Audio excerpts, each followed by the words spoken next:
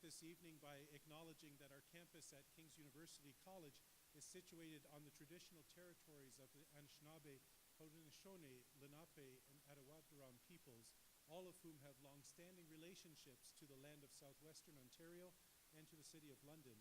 The First Nations communities of our local area include Chippewa of the Thames First Nation, Oneida Nation of the Thames, and Munsee Delaware Nation.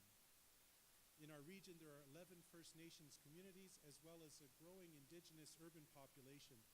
King's University College values the significant historical and contemporary contributions of local and regional First Nations and all of the original peoples of Turtle Island, also known as North America.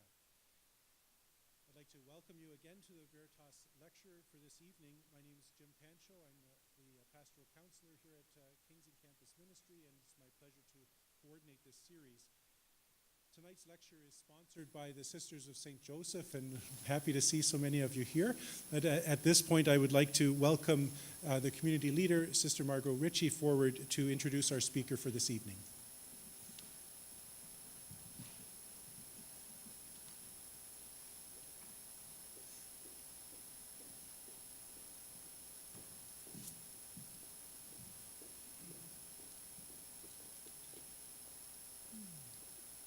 Thanks a lot, Jim.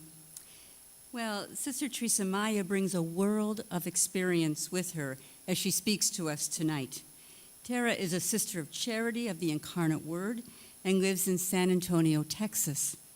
When she arrived last night, she thought it was extremely cold in Canada, and I tried to convince her that it was actually quite mild, but she was having none of it. Tara was born in Mexico City and grew up there. Her ministry has been in education, serving as an administrator, a history professor, and a teacher. She has studied at Yale University, at Berkeley, and got her PhD in El Colegio de Mexico in Mexico City. Currently, she serves as the congregational leader of her congregation and is in the presidency of the Leadership Conference of Women Religious, or LCWR. Her topic for tonight is Encuentro as bridging and crossing, and what is required to resist the building of walls among us, so that we might be in relationship with each other in our communities and on our planet. With her extensive experience and her feet firmly planted on the ground, that's the sense I've gotten of being with her this short time, I think we can look forward to exploring more deeply the capacities needed today to create bridges to each other. So, Terry, you are most welcome.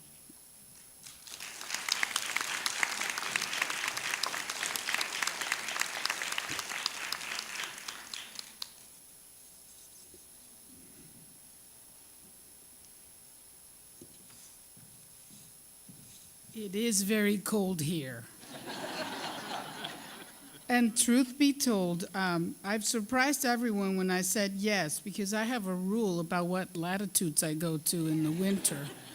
Nevertheless, Melissa before Jim, they were very insistent, and so here I am. And I am very grateful for the invitation and for the opportunity to be here. I grew up in Mexico, so I feel that Canada and Mexico have something in common. You can figure what that is. So I think in many different ways, I feel a kinship with Canada that has to do with our neighbor.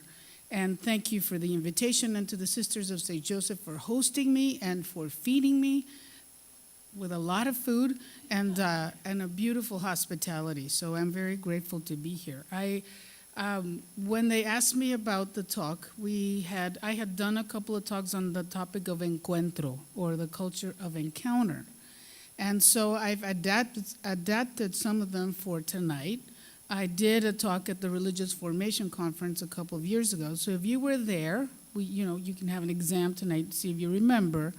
But mostly I decided to add a couple of more things from what has been happening in the last year around our globe, and in particular in North America, and that means not just the United States.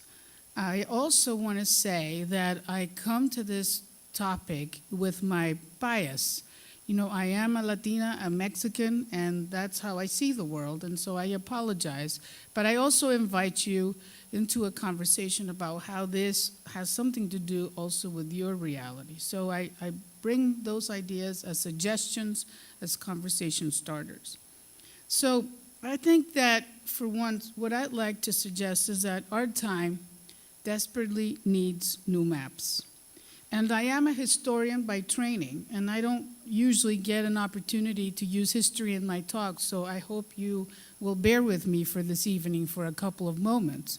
But I think, you know, we need new maps, and when I think of the Americas, and that's the continent we all share, it is a continent that took a long time to be constructed in the imagination of the Europeans that were coming. And our native peoples, from the north to the south, all were subject to that construction. When we look at this map, this is a map of the explorers in the 16th century. You could see what Canada looks like then in the imagination of the European explorers. And of course, that changed, and we now have maps that are slightly more accurate. And we can imagine, of course, that putting something circular into a flat surface always distorts some of the geography. And I would even suggest that, as some people have said, there's no reason why the map should look like this.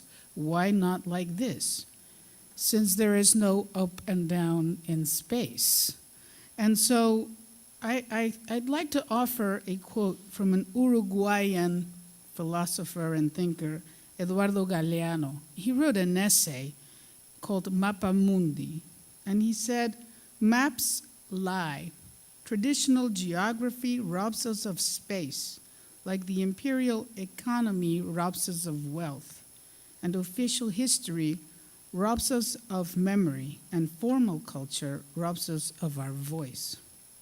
Galeano was a very critical thinker, so much so that he was expelled from Uruguay by the dictatorship, and then also Argentina, ended up in Mexico.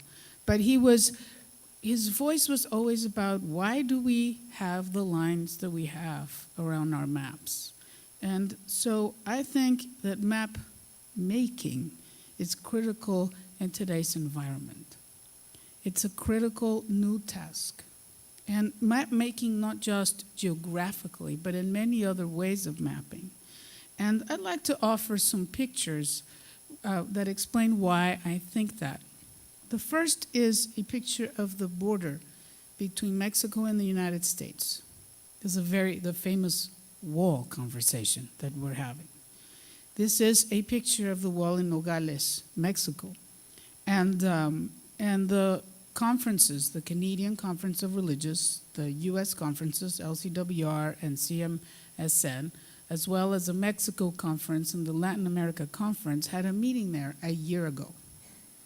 And it was a very powerful moment. We had a tour that took us to the border, and it was the Samaritans. It's a group of lay men and women that hike into the desert in Arizona and leave water for the migrants that are crossing by foot.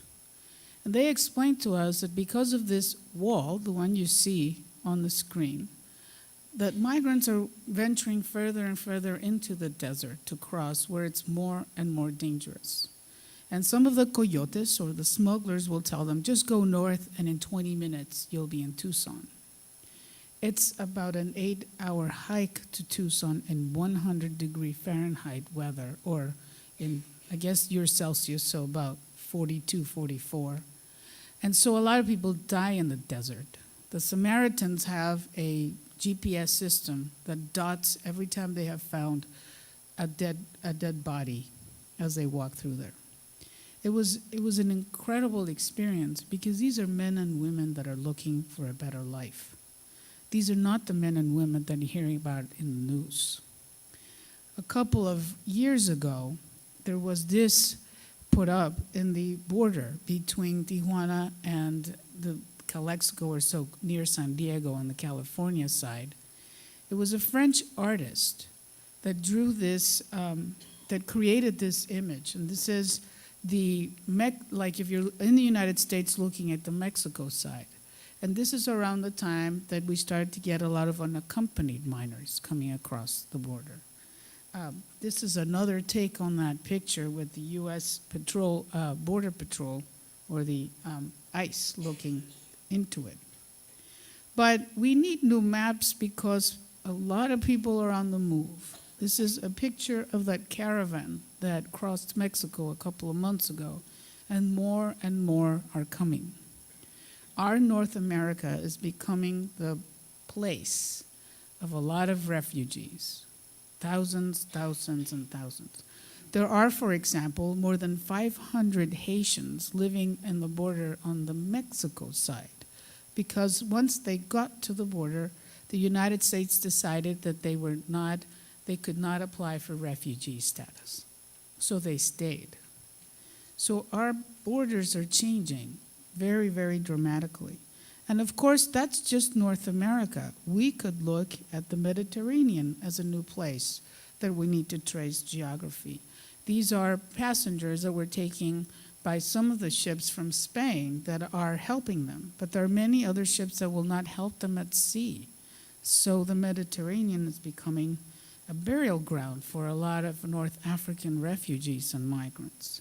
And there are many other maps that we have to start tracing, cultural maps and language maps, maps of racial differences, and even maps that show how cities are ghettoing both the rich and the poor so that they never shall meet. And there are ideological maps, there's internet tribes, there's trade and commerce maps, transportation. And so the world is changing, but our maps are not. So it is a time to start changing that. I found this on the internet, because you can find everything on the internet, but I thought it was fascinating. This is mapping the geography of hate.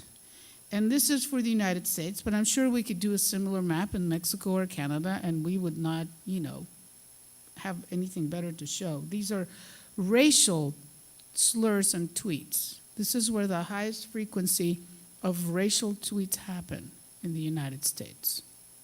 Obviously, you could argue there's more population on that part of the country. And, the West, as the U.S. understands itself, has nothing except, desert and, cactuses. But then we also have the internet maps. So there are more connections among some places because of the internet, not because of geography. So the mapping that is required today will change in many different ways the way we see our relationships with one another. So I would like to suggest this evening that to draw new maps, we need encuentros and we need bridges.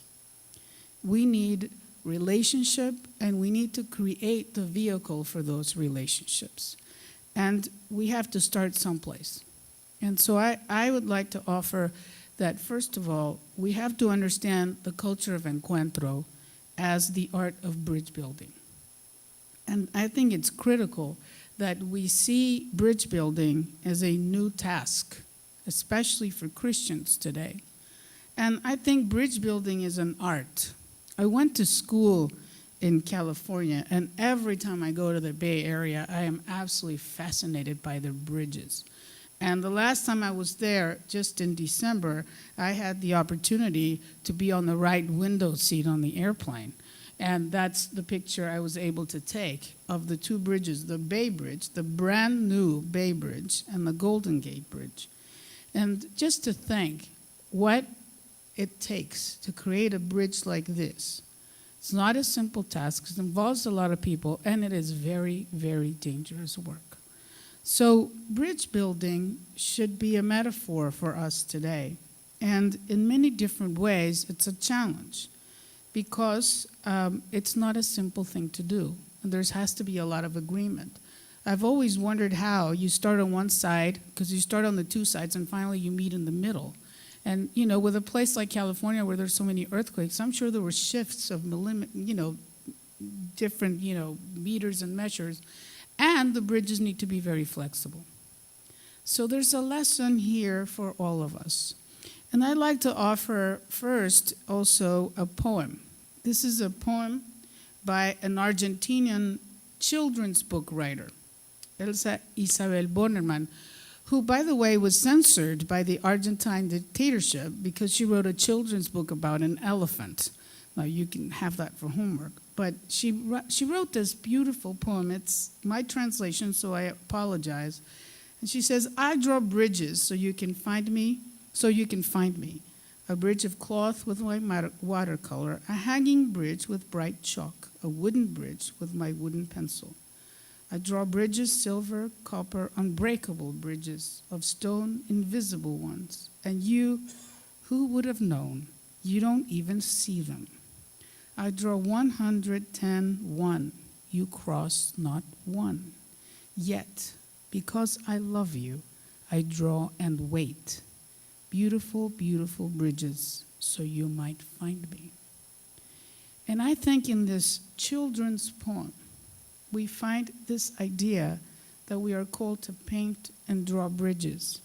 And I was amused because when I looked online for images for this presentation, when I looked in English, I got the picture in the top, someone painting a bridge with watercolor. But when I wrote it in Spanish, I got someone actually painting a bridge with paint. So even when we switch languages or shift from one culture to another, what we mean by bridge building can really change. So I'd like to offer that to understand the culture of encuentro, we need to start with what it means to bridge. And I think that bridge involves, first of all, collaboration. There has to be an inclination, an intention, a desire for collaboration. You cannot have a culture of encounter if you don't want to have a culture of encounter. It doesn't happen on its own. There has to be intentionality. Secondly, there has to be a capacity for dialogue, for authentic and real dialogue. Because when you meet in the middle, you need to negotiate a lot of things. And then if you succeed, you can get to unity. And I don't mean unity as uniformity, but to unity. And in this regard, I think the words of Pope Francis in his latest exhortation, rejoice and be glad, are a challenge for all of us.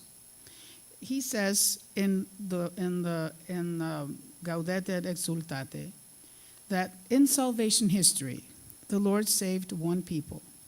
We are never completely ourselves unless we belong to a people. And that's why I underlined this part. That is why no one is saved alone as an isolated individual. Rather, God draws us to himself, taking into account the complex fabric of interpersonal relationships present in the human community. God wanted to enter into the life and history of a people. So, to bridge is an absolute requirement if we want to be human. And of course, if we're Christian, that's what we want. That's the core message. And so we understand collaboration as creating humanity, as humanizing. I was sharing at the table earlier today at dinner that Sister Norma Pimentel, who works on the U.S.-Mexico border with migrants and has been there for at least 4 years, dealing with unaccompanied minors and women and children, all she says she does is restore human dignity.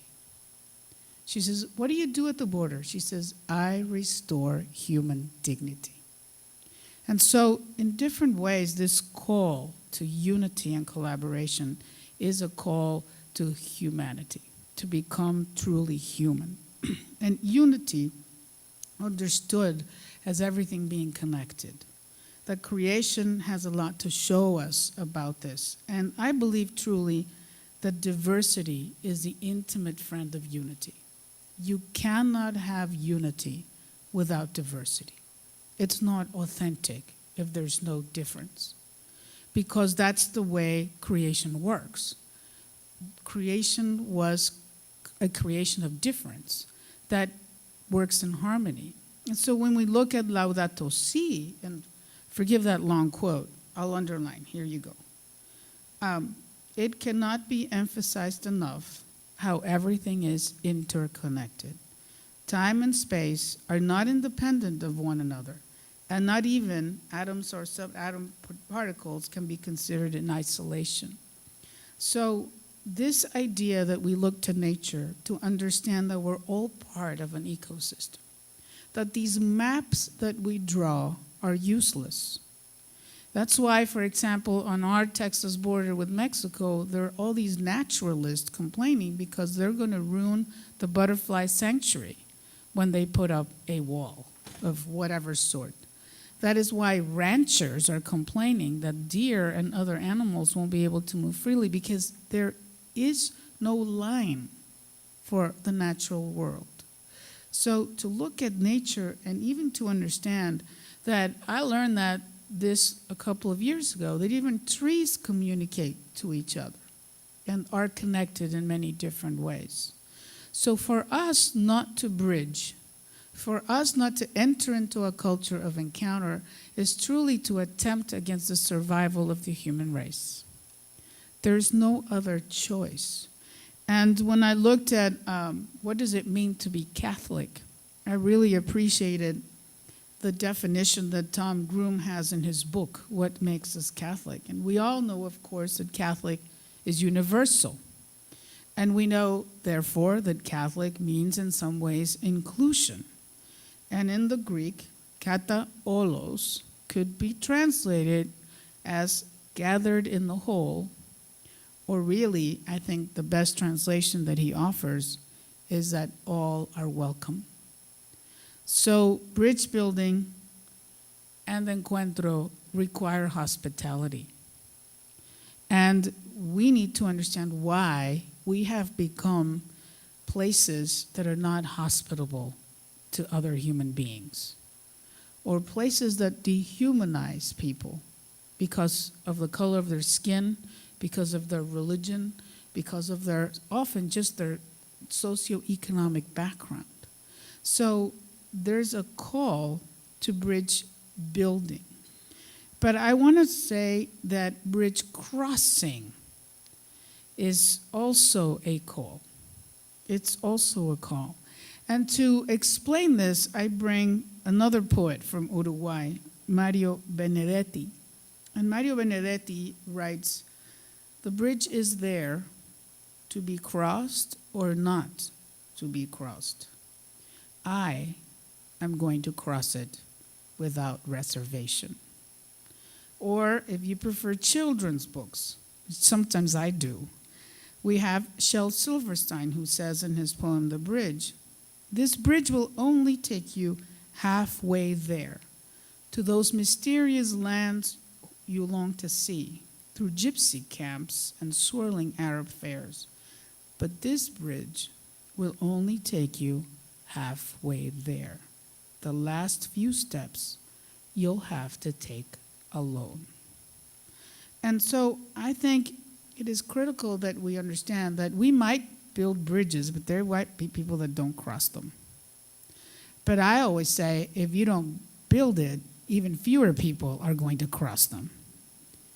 So if we sit back as the walls go up around us, and there's so many walls going up in our world, there will be fewer and fewer people that are called to cross. So what are the little and big bridges that we are called to create so there can be a culture of encuentro?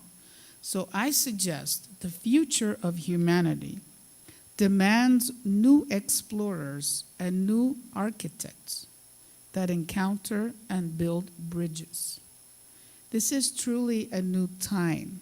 A new geography is beginning to unfold before us, and we are called to a different kind of being together. And to do this, I suggest we need to start by resisting tribalism. We are truly tribalizing as a people. And that's why I think that encounters and bridges are so critical today.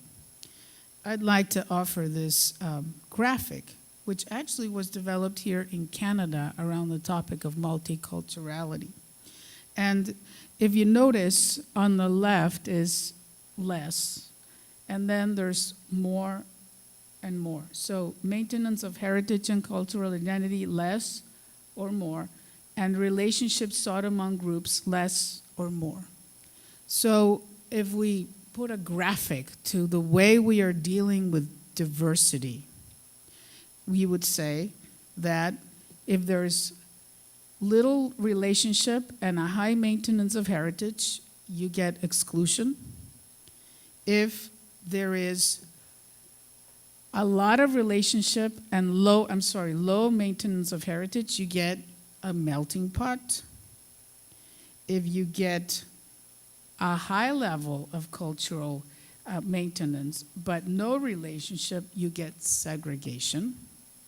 And think about the groups coming into Canada and the United States and how we are keeping them in one place. I even think of the history of the United States.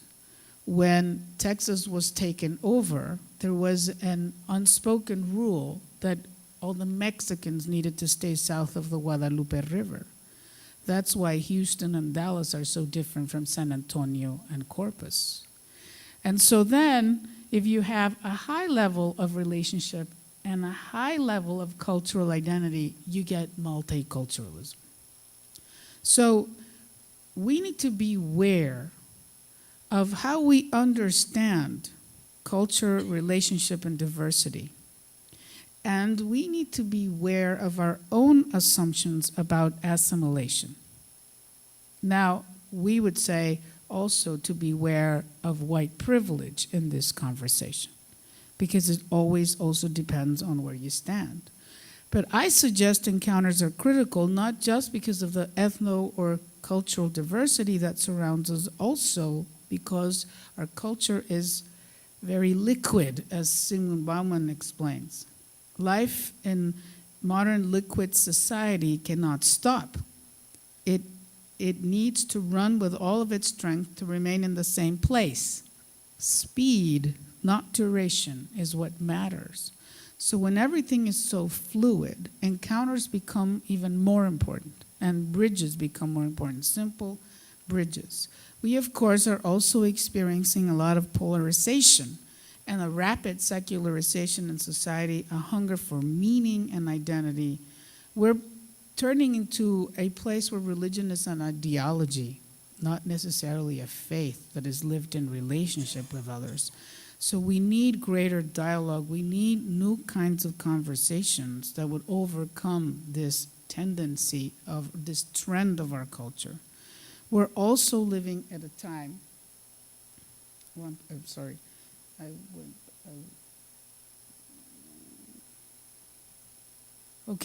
also living at a time when we have a lot of loss of connection between one another. I was struck by this story in the New York Times. It was a story about elders in Japan that die alone. And I think it says, 4,000 lonely deaths, that's what it's called, happen a week in Japan. And the story explains how the family broke down. There were very few children, etc., and they were living in these units where they've stayed for a long time. But if we think of our cultures, suicide, all the opioid epidemic, the loneliness that we're starting to see, and the people that have no connection to one another, the people that get sick in compounds and we don't even know they've been sick for weeks. In one of the cases in the story in Japan, they said that they found someone that had been dead for 3 years in his apartment. And if we think about our own history right now, it's very similar. There are so many people that are disconnected and alone. So bridging has becoming critical really to humanize our relationships. What is it that we need to do? And of course, then we have a lot of people on the move. This is from the International Office of Migration from the United Nations. But they're saying that at least something like 244 million people are migrants in the world today. I don't know what the population of Canada is, but I have a hunch it's more than the population of Canada. And so if you think about it, if migrants were a country, they would be one of the largest countries in the world. These are people moving for many reasons. Sometimes it's economic reasons, sometimes it's study, sometimes it's political, sometimes it's natural disasters that make people move. So the number of people moving creates a completely new dynamic for us. That's why the geography that we know is so challenged. And then, of course, there's a call for justice. And a call for justice because we have all kinds of refugee situations. We have environmental disasters. We have issues of racial justice, issues with Native peoples everywhere, and many, many more. I think, for example, of the stories that UISG is telling about Lampedusa, how the ships come in with the refugees, and they lose count of how many come in and how many are actually released. And sometimes, Pat Murray told us, it could be as high as 30% of the refugees somehow disappear, just in that port of entry. We don't know what's happening in the border. We don't know about all that dehumanizing process that goes on in all of our different borders. And Canada has its own issues. And when I tell the Mexican sisters, do not criticize the United States. One of the most dangerous countries for migrants in the world is Mexico. And so how are we going to work for justice in a world that's dividing us and walling us up more and more? And I'd like to share next a poem. It's a poem written by a Somali refugee. Some of you may have seen it, some of you may have not. So we're going to try to show it here. So bear with the tech issues with me for a moment.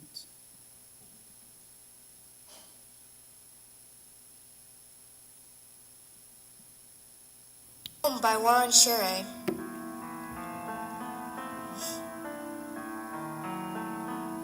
No one leaves home.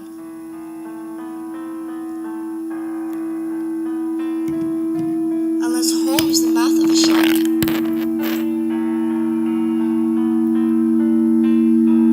You only run for the border when you see the whole city running as well. Your neighbors running faster than you, breath bloody in their throats. The boy you went to school with who kissed you dizzy behind the old tent factory is holding a gun bigger than his body.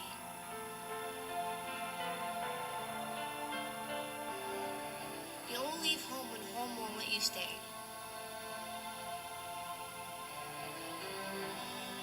No one leaves home unless home chases you away, fire under feet, hot blood in your belly. No one burns their palms under trains beneath carriages. You have to understand that no one puts their children in a boat unless the water is safer than the land. Unless the miles traveled means something more than a journey, a new life. No one crawls under fences, no one wanting to be beaten or pitied. No one chooses refugee camps or prisons. But prison is safer than a city of fire.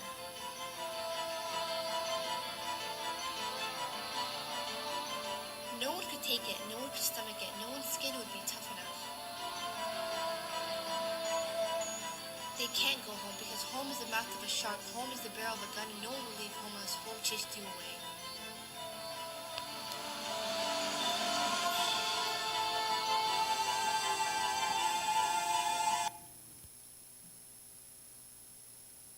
So I'd like to share with you that this poem came to my attention when I was teaching at Oblate during the summer. It was our DACA students that found it and shared it with us. And these are young people that were brought into the United States by their parents who are undocumented and really have no identity in terms of a paper or a geographic place. And they shared this with us. And I think it's very powerful when we read, no one leaves home until home is a sweaty voice in your ear saying, leave. run away from you now. I don't know what I've become, but I know that anywhere is safer than here. And when we are looking at refugees and migrants coming into North America, we fail to see where they are coming from. And we also fail to recognize our responsibility on the why they have to leave their places. Because the interventions of our histories have a lot to do with the social dynamics that exist there today. So we need to bridge also that reality.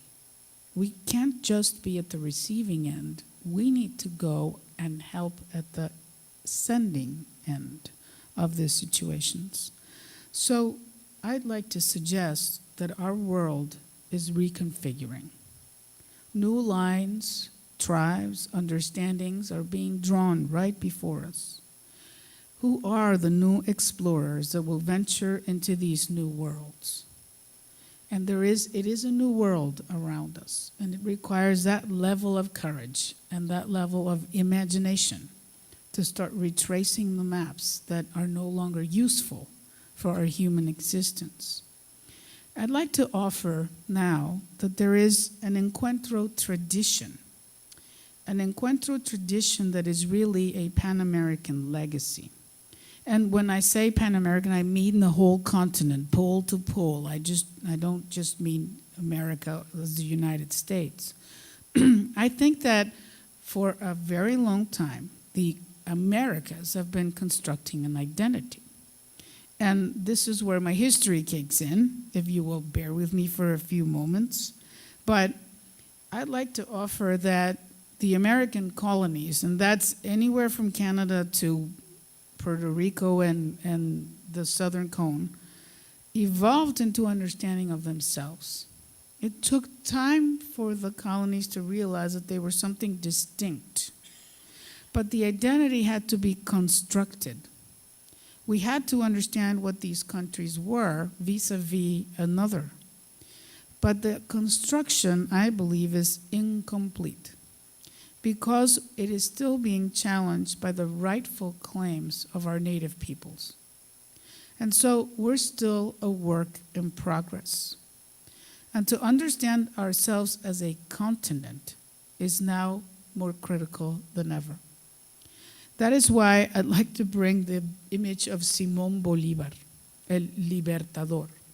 And even though Venezuelan ideological political speech has stolen the ideals that Bolívar had, Bolívar always believed in the Americas. In fact, he was fascinated by Benjamin Franklin and Thomas Jefferson, and often even wrote to them. But he had this idea that the Americas had something in common. This is a very long time ago, more than 200 years ago when this is going on.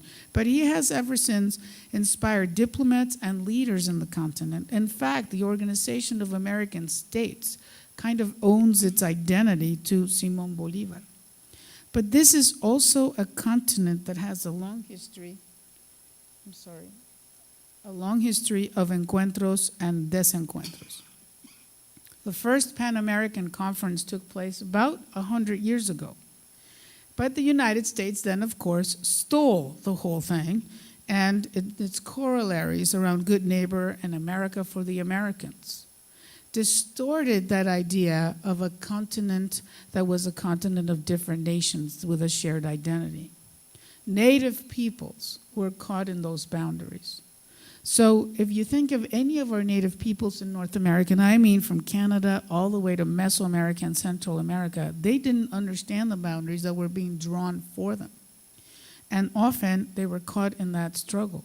To this day, even the Navajo Nation on the Mexico-US border doesn't understand why they just can't cross at will, because it's their territory. And I don't know anything about Canada, but my guess is that it's very similar. At the same time, this is a century of continental encounters, this 20th century that just passed, that was also a century of multinational corporations. And I mean anything from United Fruit to the Canadian companies that are the source of so much grief in South America and Mexico.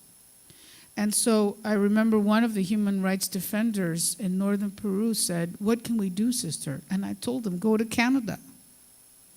Because those companies are the ones that are creating this whole situation. But we also have free zone and free trade agreements that not only harm the United States, as we have been hearing for a very long time, but also the environment and native peoples and many, many other situations.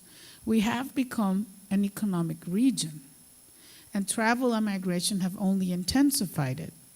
The question I ask myself is, why is it so difficult for the Catholic Church to articulate a multinational response to this multinational economic region? Why can Canadian or American firms operate in all of Latin America with quite a bit of success, and we haven't been able to articulate a solidarity for the Americas? I think we need to challenge ourselves to say, I refuse to accept that executives from mining companies and executives from American corporations can operate better than we can in articulating a response to this human crises that we're experiencing. So there is a challenge for us, and there are many options and possibilities out there.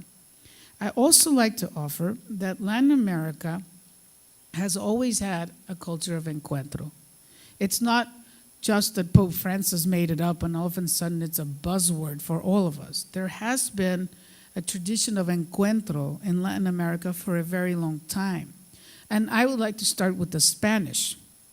If you look at the Spanish, encuentro means a lot of things. So if you just Google encuentro, you're going to find it's a sports match, an academic conference, an assembly, a gathering, a meeting, a get-together. It could even be a conflict. Tuvieron un encuentro, and it's how you hear it. So encuentro is part of the culture. It's part of an offering that the culture can bring. And even is at the root of many other words in Spanish. Desencuentro, encontronazo, which is like a crash, reencuentro, or llevar al encuentro, like kind of drag along. So encuentro is there. It's the way people relate to one another in Latin America. Most of our sisters, when they meet, they never say, we're going to a conference or an assembly. They say, tuvimos un encuentro. We had a gathering. That's part of the understanding of when people come together. At the same time, I think the Americas are challenged to become a continental church. And I was just realizing this morning that Ecclesia in America just turned 20. Pope John Paul II challenged the bishops in all of the Americas to promote greater integration between nations, thus helping to create an authentic, globalized culture of solidarity, and also to cooperate with every legitimate means in reducing the negative effects of globalization, such as the domination of the powerful over the weak, especially in the economic sphere, and the loss of values of local cultures in favor of a misconstrued homogenization. 20 years ago, and we have yet to really heed this call. The bishops in Canada, the United States, and Latin America met almost every year. It was kind of a token meeting that they felt that they had to go, and they sent the bishops that, who's going to the Inter-American, and they've kind of been meeting. It's been very difficult, for example, for the Canadian Conference of Religious, the American conferences, and the Mexican conference to start a conversation. This was 20 years later. And we're now saying, the caravan was coming through Mexico, and it was so difficult to articulate a response from both nations. So we are challenged by something that's already in our own story. Even more than that, we had the Latin American Conference of Bishops that has been meeting, and in their last meeting in 2007, in Aparecida, they said this about encuentro. We cannot let this hour of grace slip by. We need a new Pentecost. We need to go out to meet individuals, families, communities, and peoples, to communicate to them and share the gift of encounter with Christ, who has filled our lives with meaning. We cannot passively and calmly wait in our church buildings. We must move out in all directions to proclaim that evil and death do not have the last word, that love is stronger. If you think that is Pope Francis's message, that is the tradition where his understanding of culture of encuentro is coming from. So Aparecida could summarize that the encuentro with Jesus, the encuentro as community, makes us, as they say, discípulos misioneros. And I purposely use the Spanish here because first you have to be a disciple so you can be a missionary. But in English, it works backwards. We say missionary disciples. So it's critical that we understand that it's a constant encuentro relationship. And so at the RFC conference, I did this graphic to try to explain this ongoing and endless process where you have an encuentro that makes you a disciple.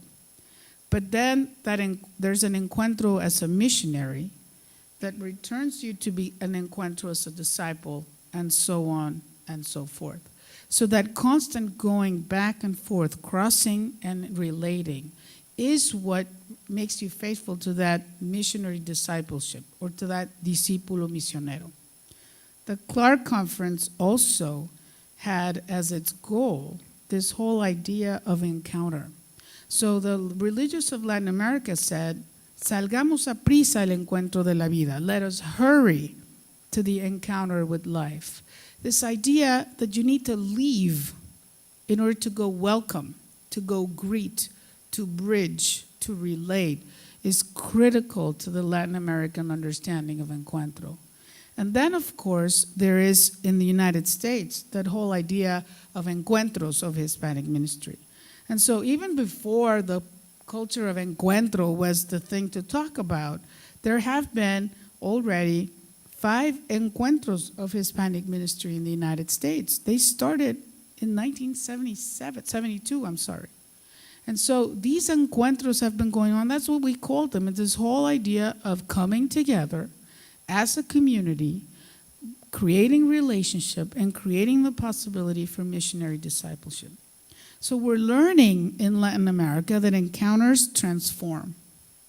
And so we are called to follow, to be disciples, discípulos, so we can be sent to be missionaries. There's a connection and a constant going back and forth. So I ask myself, what can we contribute to the conversation around the culture of encounter from a northern perspective? So if this Latin American tradition of encuentro has been going on for more than 30 years, 40 years even, it's ingrained into the culture, how is North America going to bridge that and create its own version of a culture of encounter? And so I'd like to suggest that to do encounters, we need to develop some competencies. And these are just my ideas. You probably have more, and I hope you have more after we leave and as you continue this conversation. So encuentro and bridge building require intentionality, competencies, and above all, commitment. I think the starting point is the starting point of Pope Francis's papacy.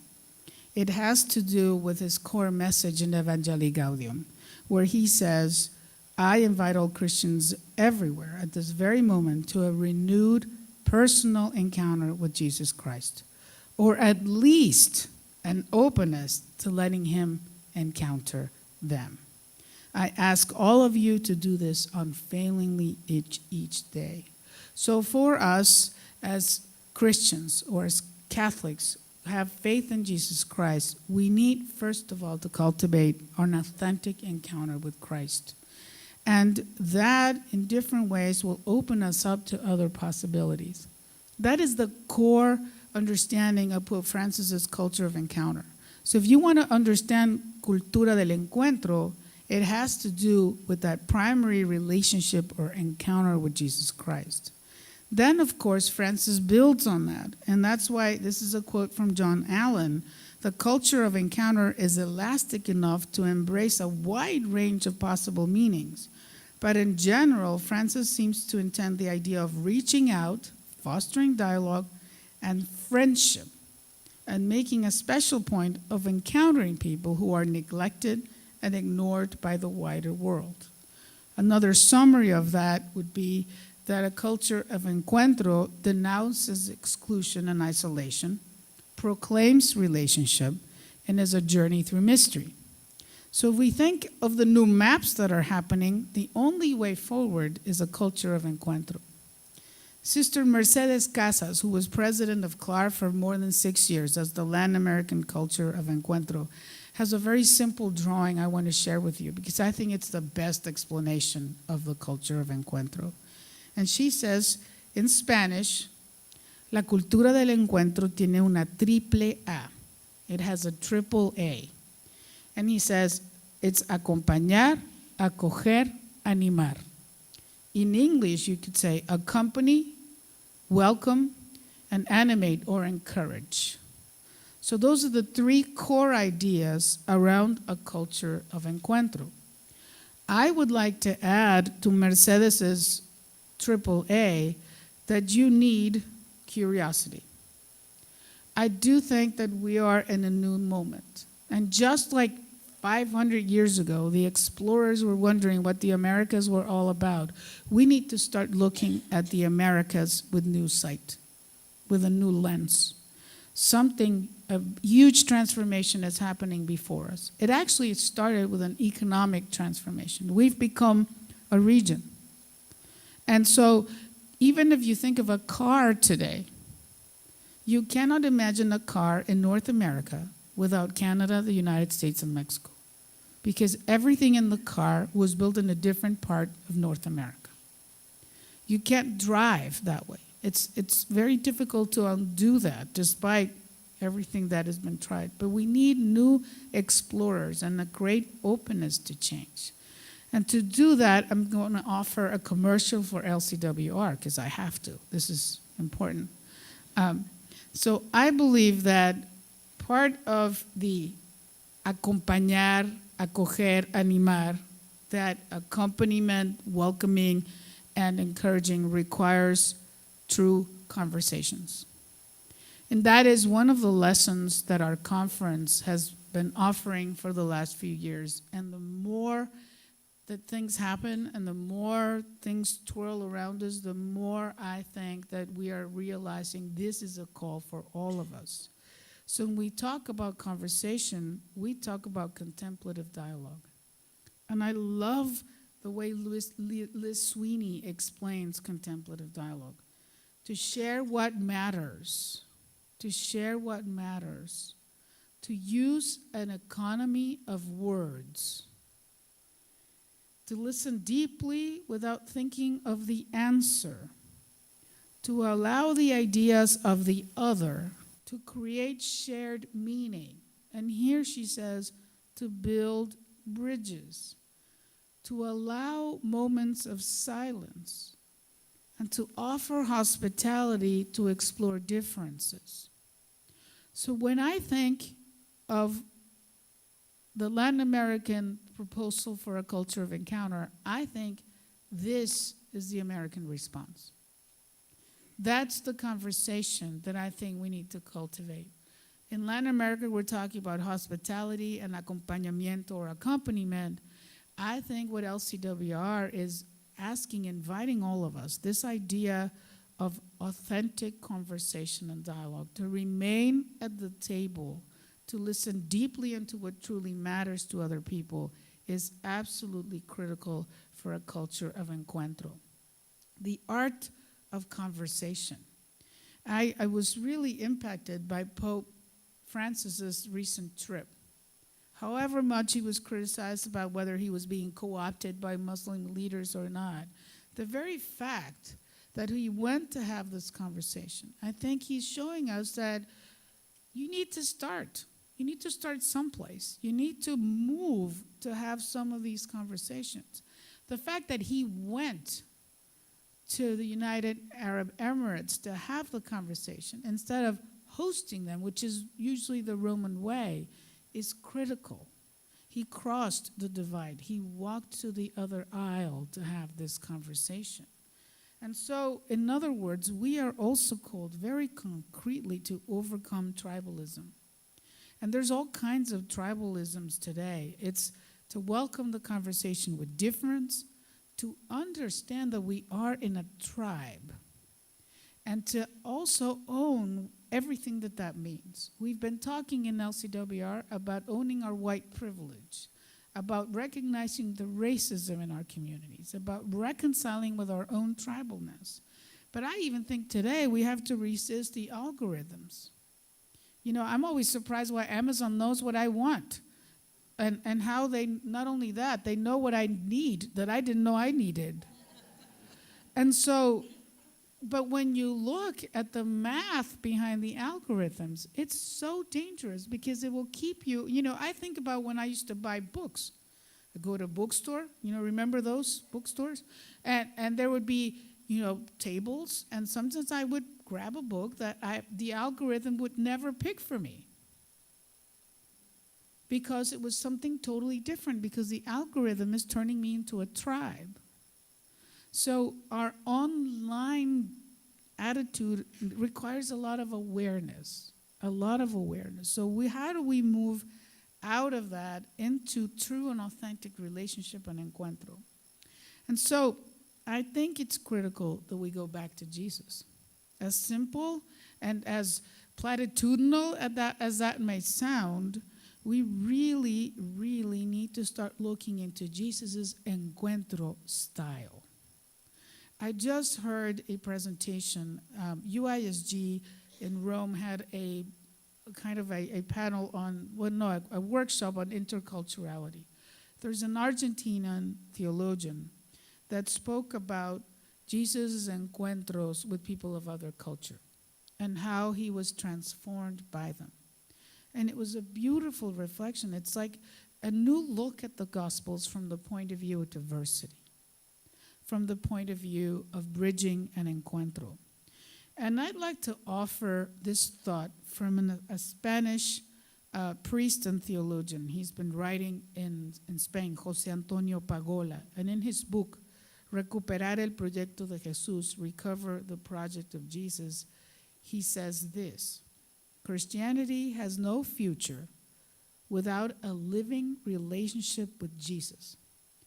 A church formed by Christians that relate to a Jesus they do not know well, who is vaguely perceived, confessed once in a while in an abstract and doctrinal way, a mute Jesus that we hear nothing from that relates to today's world, that does not seduce or make you fall in love, that does not touch our hearts, is a church without a future. A church that will continue to grow old, slowly fading, and forgotten in modern society. I think Pagola's work in Spain is very challenging. I think he's speaking for a reality that is very similar to Canada. And he's saying, forget all of that dogma and all of that doctrine. It's not the way forward. We need to rediscover Jesus now in a different and more authentic way. And so it is absolutely critical that we learn that bridging and encuentro are very important for the future of humanity, for a true unity. And so I'd like to end with this quote from Evangelii Gaudium. And I always ask people, did you really get through all of Evangelii Gaudium? You know, we all started with a lot of enthusiasm, maybe got to like number 40. And this quote that I'm going to show you is toward the end. And I think it's one of the most beautiful things that Francis said in that document. He says, whenever we encounter another person in love, we learn something new about God. And so with that, I thank you for having me here, and I thank you, above all, for answering the call to cross bridges. Thank you.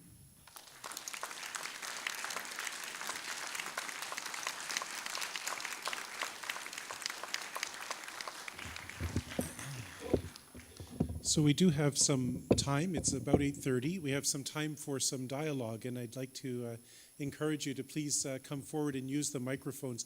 I don't have one that I can pass around to you, so if you use the microphones, we can pick them up on the video recording. Okay, so please do take time and come forward. We'll take till 9 o'clock or until you stop asking questions. So there's one here, one at the back there.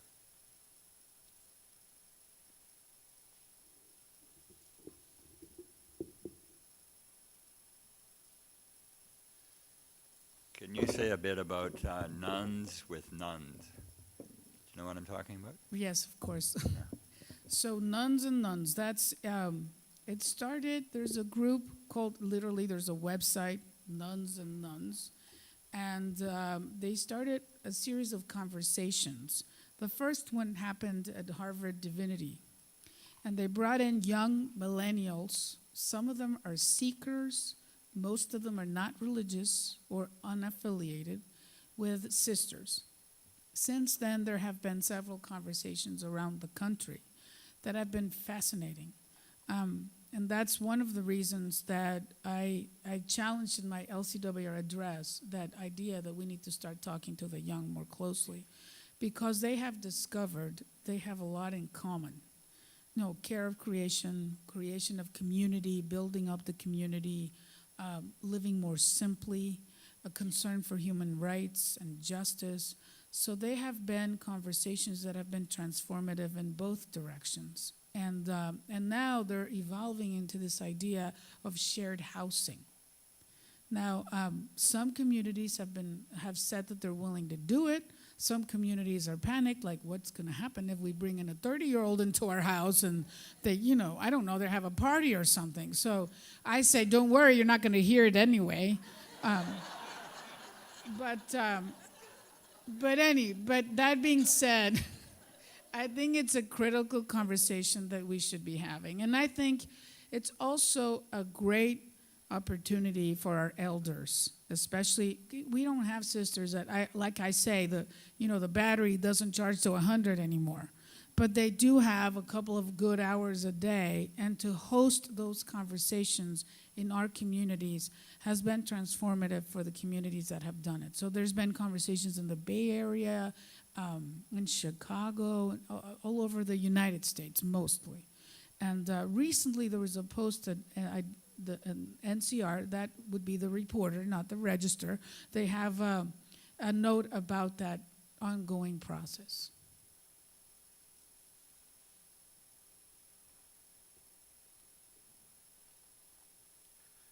Thank you, Sister, for your presentation. It's been very enlightening. I'm curious about your Maps Without Borders. I don't believe that anyone wants to leave their country or their home of their own volition. What would your maps look like? Well, when I was in graduate school, I had a history professor that was fascinated with geography. And in fact, he was so fascinated, he would go take the journals from different explorers and actually walk them. And he used to say that regions evolve before the maps are drawn. So for example, if you look at a city, and this would be like northern Mexico with the US, if you look at El Paso and Juarez, they're actually a region. They're not two countries. You cannot imagine one city without the other. So I think what he's suggesting, and some of the historians of his kind, and even philosophers like Gloria Andalsúa, when she talks about borderlands, is that there are connections that happen that are not necessarily geographic. So it's not that we don't get rid of borders, but we need to start imagining the connections and the regions in a different way that actually holds the reality that is evolving. And so other people would argue that if you reform immigration in a healthy way, people would actually be more pendular in their migrant processes, that they would come, do some seasonal work, and go back because there's safe passage for it. So in many different ways, the maps need to be redrawn to understand that just like animal migration, there's human migration. And it might be that our native peoples had a wisdom that we need to rediscover, especially nomadic peoples, because they moved, their sense of identity was with their people, but they always returned kind of home. So we might be in the transformation of that nature. So that's an explanation. I hope that helps with your question. It does, but most of the migration, would you say, is politically from war-torn areas or economic? Most of the people wouldn't leave unless there's an economic reason or a war reason, as that one poem from the Somalia said. You know, they're fleeing the flames and the sharks. I think if we can create economic prosperity in all areas of the world, people would not have any reason to leave, and they would stay and make their own countries prosperous. And then you'd have we have right now, at least from the stuff that we see, medical. People come from all over the world to get trained medically, then go back, or at least a portion of them go back and bring that knowledge to their country to help the countries out. So economically, could we not do the same thing? I think it's a both and. I absolutely agree that everywhere in the world has to be a place where people can live with human dignity. But I also think that there's a lot of movement now that is part of the new reality, our new history. So some migrants move for economic reasons. Some migrants move to study, and then they fall in love, and they live here. Some of them have that movement that we call social capital, where families are kind of spread over different cities across. You have Indian families here, and then they're in India, and they keep moving back and forth, and there's like that social movement. So there are many different kinds of migrations. I think we need to nuance our conversation. We absolutely need to work for human dignity everywhere in the world, but I think that will also not necessarily stop the movement of peoples that we're experiencing. And I would even say, just around this room, think about your own families. How many have married with someone that is maybe second generation from a different country? So the level of movement that is happening will just continue because the path has been trod in different ways. So, but not all of it is economic. It's very complex. But I think we need to step back and look at it from a different angle. Thank you, sister. I hope that helped.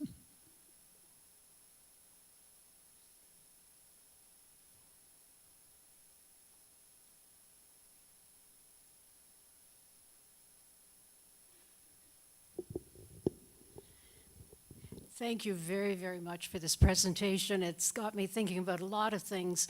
And one in particular was when you were talking about the struggle for CRC, LCWR, and the Latin American Conference to come together as Encuentro. At least that's what I was hearing. And I thought, as you're talking about shifting maps and borders, we as religious women have such a wonderful opportunity to model that. And from your experience at LCWR, I was just wondering if you could name any specific aspects that we could change about the way we meet so separately in our countries. Maybe it's just a dream to put that forward, but is there anything that comes to mind about how we might better share our resources in the three different areas? Well, I think, we're growing in that understanding. Even as we speak, even UISG, the Union for International Religious Women, is also kind of evolving into what does it mean to be part kind of a global sisterhood. Mm-hmm. I think in the Americas, we have singular opportunities, and that's because, for example, many of our missionaries in North America have come home, and they all speak Spanish, and they all lived in Bolivia, Colombia, Ecuador, Peru, etc. They understand those realities. They understand that culture, so they can speak about, if we want the places where some of these migrants to be better, they could speak to it. They could share some of that wisdom. Often where our missionaries come home, they feel lost. Like, this isn't my home anymore, because I was in, I don't know, Colombia for 40 years or 20 years in Bolivia. So first it's how do we rediscover the wisdom that is coming home? And it's all coming home because they're that age. Secondly is how do we also intentionally learn about each other? Because in many different ways, in that first wave of encounter, it was the North that went to the South to save it.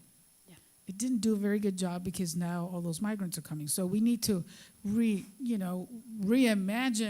our collaboration by building the capacity of the church in those countries. And so how do we do that in mutuality? And I think that's the new normal. And so doing it even within our own community, sometimes it's difficult. If I think of, the sisters from Latin America and communities in North America, they're always a very small little group. And the people ask me, well, what can we do? And I say, for example, do you ever have a speaker at your chapter in Spanish? They're like, well, what do you mean? The majority of us speak English. I said, well, there you go. What about us feeling a little uncomfortable every once in a while? And so there are communities, for example, today that are having their general chapters in South America. The Adorers of the Sacred Heart is an example. And they had a hard time in Peru, and I think of my own community. We had our first general chapter in Mexico 4 years ago, and I have never heard more complaints about bread and butter. And I had to say to my sisters, my dears, at every chapter we're here, there are no tortillas, and nobody said anything about it. So eat them, It really is us changing some of our mentality. And then finally, of course, there are organized things that we're trying to do. For example, in 3 weeks, LCWR, the Canadian Conference, and the Mexican Conference are going to be meeting in Chiapas. That's the southern border. And so even just to get to know how we operate as conferences and how we, where our goals are and what we're trying to do is a first step. I say just, get together, have coffee or a margarita, something, just, a conversation. So I think there's many levels of work that we absolutely need to do, because I think, like I say, I don't mean that we're going to, delete all borders and we're going to have this universal continental passport. That'd be really cool, but no. In different ways, I think that we can model global solidarity. If multinationals can do it, why can't religious life or the Catholic Church or Christians do it? It's a challenge to all of us for sure. Okay, thank you very much.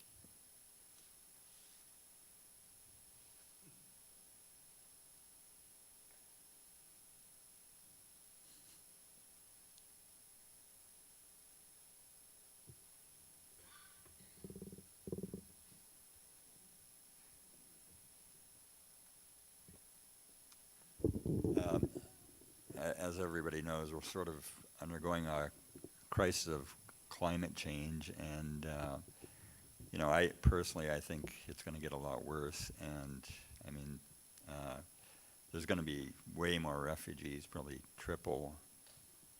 And can you say a little bit about that? Well, I think, as you know, there's this whole scientific debate about climate change. I'm not going to get into it. But I do think that when Pope Francis spoke in Laudato Si about the challenge of climate, what we are seeing in the Americas is that the poor are the ones that bear the worst of it. I think, for example, of air pollution. The level of lead in the air affects children's cognitive capacity. But if they drink milk, it's less likely to affect them. So a poor child breathing the same air is affected more than a child with more means. So there's a lot of challenges around that piece. Secondly, I think there's a lot of exploitation of natural resources. We just saw the mining accident in Brazil. And the scary thing is there's a community in Brazil that posted a kind of a corporate stance because there are a lot of mining accidents in Brazil. And some of those mines are operated by Canadian companies or are, supplied by Canadian companies. And so I think that there is a level of advocacy that is required at a multinational level to start looking at this in order to, at the very least, regulate some of this exploitation. And so if the local government doesn't have the civic capacity for regulation, or there's rampant corruption, at the very least, the companies that go from our countries in the north should have ethical boundaries. And so governance and shareholder meetings are critical.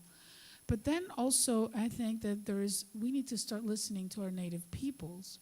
And how do we respect the land and the process for the land in different ways, and learn other ways of using natural resources locally. So I think, for example, there are these windmills, which I thought were the best thing that could have happened. And in Mexico, there are native communities that are fighting against them because they kill the birds. And so in the end, I believe that around all of this, we need to develop a culture of simplicity. There has to be enough. There's a point where you just have to have, you have more than you need. And so I'm always amazed, because when I'm in the United States, they're always talking about recycling. And they say, you people in Mexico don't recycle. I said, have you ever been to our trash areas and seen the people that are in the trash separating it? Don't you say we don't recycle, because there are people that live off that cardboard. And the level of trash that is produced in the United States has nothing to do with the rest of Latin America, because we buy so much stuff, So I think it's all connected. And until we develop an understanding of how connected everything is, water, for example, it's a multinational issue. The United States shuts the Colorado River. Mexico doesn't get the water downstream, and the entire ecosystem is destroyed. If Mexico pumps more water out of the Edwards Aquifer that sits in between the two borders, the aquifer, how do you decide how much water is which countries? So there's many things that require a different approach. We cannot continue to think with those boundaries, or we are really jeopardizing the future of this continent. So I think it's a complicated argument. I think Christians and Catholics need to get more engaged, and I think that's another place where our young people are doing incredible work.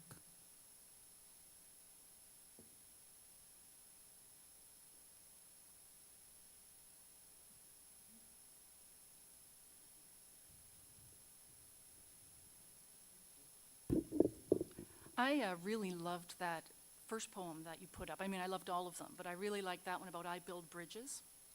And I think I liked it because it made me think of Jesus, because I think that's his heart for us. I build bridges, and you're not even seeing them. Behold, I stand at the door and knock. If any man will open the door, if any person will open the door. And I thought it tied in really well with the final quotation you put up there about the need for personal encounter with Jesus, and the church will die without that. So I'd be really interested in your thoughts on how the church today in the Americas, and how the family, Christian moms and dads, how can we encourage and nurture and foster in our young people that passionate love for Jesus that Pope Francis talks about, moving beyond doctrine and dogma and having that personal encounter and dare I say that personal relationship with him. What could we be doing? Just some of your thoughts on how we could encourage that. Well, I think, first of all, we got to start with ourselves. I think that in many ways we need to have honest conversations about who Jesus is in our lives right now. And not what we believe, and not what we have learned from a zillion theologians, and not this and that and the other, and not the cosmic whatever. Like, really, who is Jesus to you right now? And I have been surprised when I say this in different communities, and sisters will come up to me and say, we haven't really talked about who Jesus is to us in a long time. So we need to host those conversations with our faith community, authentic conversations, and conversations that are not afraid of the constraints of saying the wrong thing dogmatically or doctrinally speaking. But really, who is that? Secondly, I think, and Jose Antonio Pagola says this in his books, we need to create simple communities. I think we need to get smaller, and we need to really convene those conversations. That's where the nuns and the nones conversations kind of comes in. And then finally, I think we need that field hospital attitude. That's why Pope Francis says, go out there. If we're waiting in our churches for people to come, they're very scary, especially for the new generation, because they feel very judged. And so we might need that field hospital kind of attitude of saying, let's go out there into the neighborhood. I think of some of the young people will say, Sister, we want to meet. And I said, do you want to come here? And they're like, no, what if we meet at a cafe? They need an environment that feels that they can be at home. So I think we need to go out there. That's what going forth or en salida is critical. And that was the idea behind the missionary discipleship in Aparecida. I think there's two documents that we should be reading more in this continent, and it's Aparecida and Ecclesia in America. They have a lot to say to what this reality is, including on the ecological side.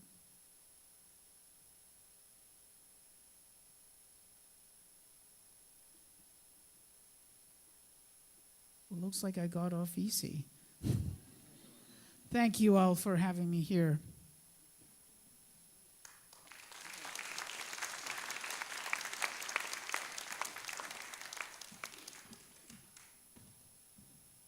Teddy, what can I say? You've given us so much to think about, so much to take home and try to digest. I know the big question when we came was, what do we mean by the culture of encounter? And so I'm going home thinking about the openness to dialogue, the desire to connect, the desire for collaboration, the challenge you gave the church tonight. How can the bishops contribute to the conversation around globalization? The individual challenge to become better disciples and in interpersonal relationship with Jesus Christ, so that we can be sent out and not expecting everybody to come to us. And so much more, but last of all, that we can't have unity without diversity, and so we need a tool to be able to sit down, to be able to have those discussions in a safe environment. So Terry talked about contemplative dialogue, a gift from the LCWR, to be able to come together and talk about what's really meaningful together and to share our differences and to have periods of silence and to build bridges. And so I think we're going home with lots to think about. You have been a gift to us. Now remember, you came in an ice storm, but we have 4 seasons, so you can come back and try the other 3. So thank you so much for all that you did to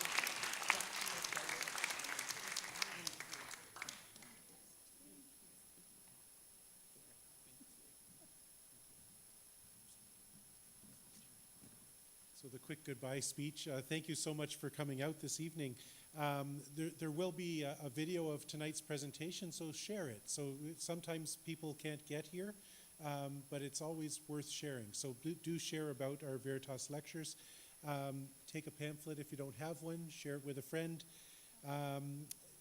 Next time, so on February 28th, we will be welcoming Dr. Murray Watson to speak about rediscovering our lost family, highlights and lowlights in contemporary Jewish, Catholic, Muslim dialogue.